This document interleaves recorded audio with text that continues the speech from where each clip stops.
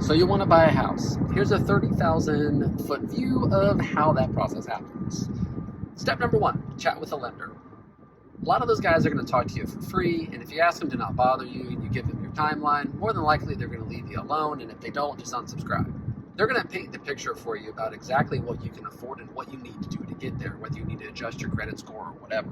After that, chit-chat with a realtor, unless you decide to represent yourself, and they'll get the process started for you. You'll probably spend a little time walking around, seeing a couple houses, digging the sites until you put an offer in. You write up your offer, you send it in. Legally, the seller doesn't actually have to respond to you, but usually they do because they want to sell the house. Within a couple days, you'll probably start negotiations, get under contract, and start your option period, which on average is about 5 to 7 days. During that time, it's your responsibility as the buyer to hire an inspector to come out and check out the house. They'll literally look at every crack and crook and nanny and everything you can think of in order to really tear this thing apart and tell you the condition of the house. Be aware. The document that they give you is like 60 pages long, and you're going to think the house is going to fall apart. It might be, but more than likely, it's not actually going to be. What you do is you sit down with your realtor, or your spouse, or best friend, or your dog or your cat, if you represent yourself, and put together a list of things that you want to ask for as far as repairs go.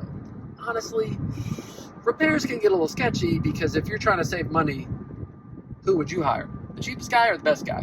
A lot of times sellers hire the cheapest guy, so instead of asking for repairs, maybe consider asking for money for repairs instead. So get a couple quotes after your inspection for the things you want to ask, write it all up in a pretty email, and present it to the sellers, and then you guys can start negotiating.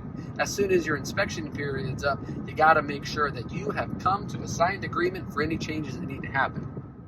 From that point on, you still probably got about 25 days until you close. The lender works their magic.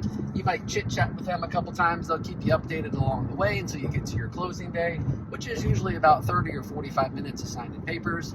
And you got to practice your signature ahead of time and bring your favorite pen. Although a lot of the time the lenders have one. Make sure you start your teeth whitening process too, because you're probably going to take a nice shiny picture with a giant cardboard key, or a "we just bought the house," or "I'm the buyer," or "I love my realtor" sign, depending on what title company you go to and what you want to do.